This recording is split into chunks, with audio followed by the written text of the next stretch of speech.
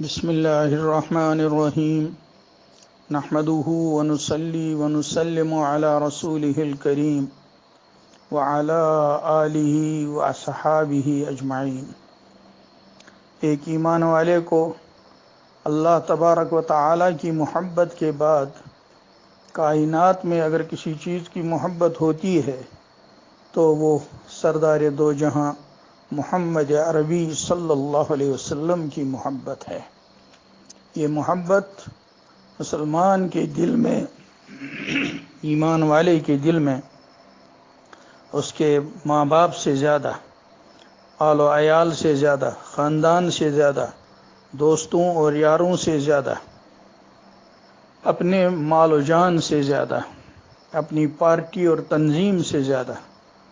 اور اپنے علاقے سے زیادہ، سب چیزوں سے زیادہ حضرت نبی اکرم صلی اللہ علیہ وسلم کی محبت ہونی چاہیے، تبھی ایمان کامل ہے۔ بہت ہی بدقسمتی کا واقعہ ہوا کہ جموں میں کسی نادان اور بیوقوف نے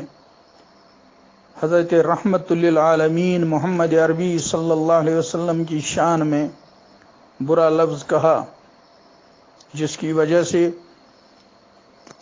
ہزاروں لاکھوں نہیں کروڑوں دل مجروح ہو گئے، اور جو بھی کبھی سنے گا یقیناً اس کا دل مجروح ہوگا۔ اور اس سلسلے میں محبت میں دل کا دکھی ہونا، غمگین ہونا، یہ ایک فطری بات ہے، اور اس کے نتیجے میں حکومت سے یہ مطالبہ کرنا کہ ایسے گستاخ کو فوراً گرفتار کر لیا جائے اور ایسے گستاخ کو قرار واقعی سزا دی جائے، یہ مبنی بر انصاف اور مبنی بر عقل ہے، اور اس جذبے کو اظہار کیا گیا۔ چنانچہ اس کے نتیجے میں جو بیانات سامنے آئے علماء کے، ذمہ داروں کے، غیر علماء کے،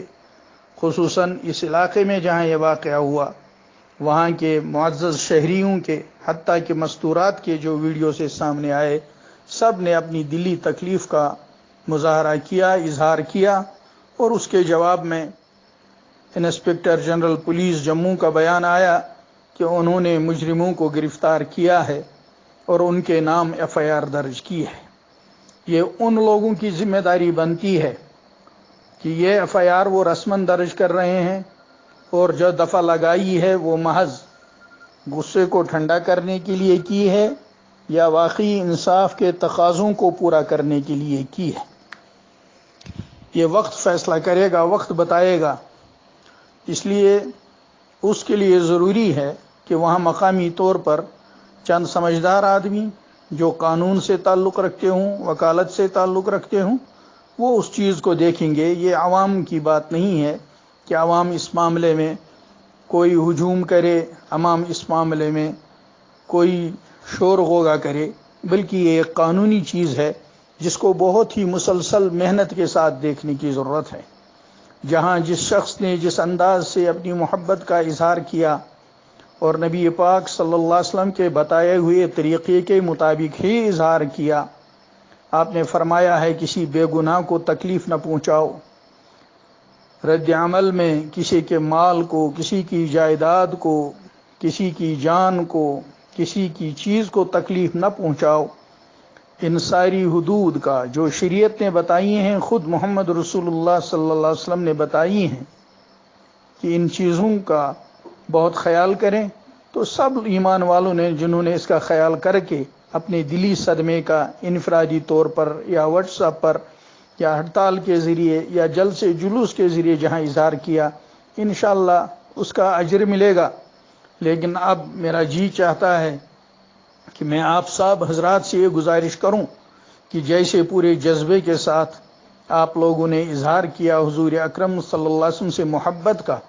اور اس کی وجہ سے کچھ بری چیزیں سننی پڑیں، جس کسی احمق نے، ناسمجھ نے یہ ساری بری باتیں کی تھیں، یہ اس کی بدقسمتی ہے،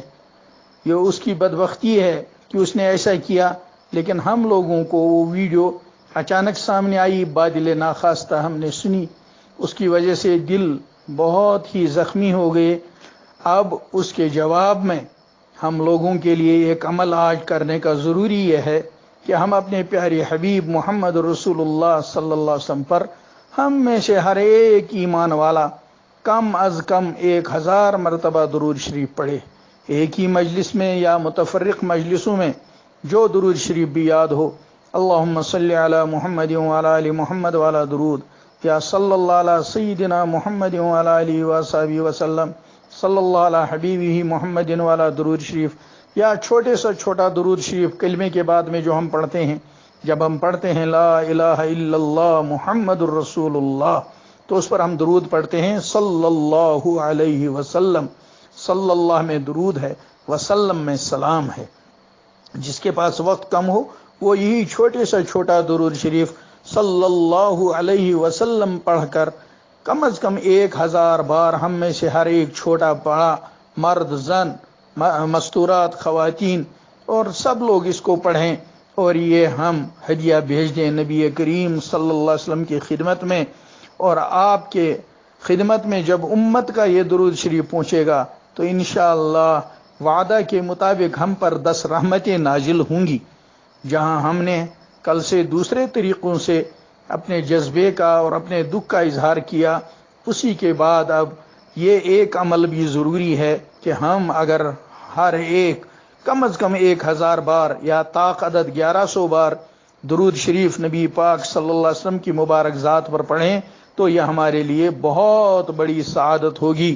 مجھے امید ہے سب حضرات یہ ایک عمل آج کریں گے، اس سے انشاءاللہ اللہ کی رحمتیں متوجہ ہوں گی اور نبی کریم صلی اللہ علیہ وسلم کا اور زیادہ قرب ہمیں نصیب ہوگا۔